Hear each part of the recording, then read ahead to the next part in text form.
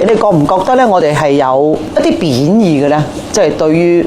一啲餐廳或者一啲嘅食肆啊咁樣。我覺得冇嘅，因為我覺得我哋有個即係宗旨又好，就係我覺得一間再好嘅餐廳都會有佢唔好嘅地方，一間唔好嘅餐廳咧都會揾到一啲好嘅地方。我哋都盡量喺中間攞個平衡去話俾大家聽。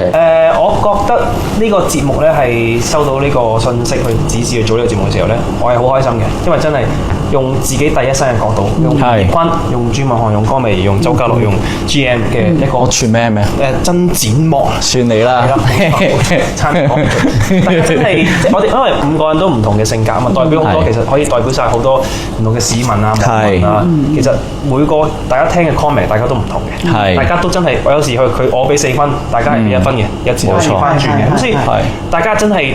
去互相去叫做撈翻勻個意見，而唔係冇錯一味去讚或者一味去彈，唔係特登揾啲嘢去彈嘅，唔會雞蛋去挑骨頭，唔會去特登去要做一啲效果，要令到間鋪頭有咩問題嘅。我哋係純粹想好難得呢個好創新嘅一個節目咧，係可以去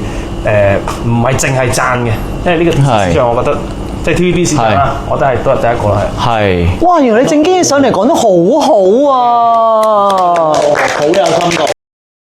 小紅書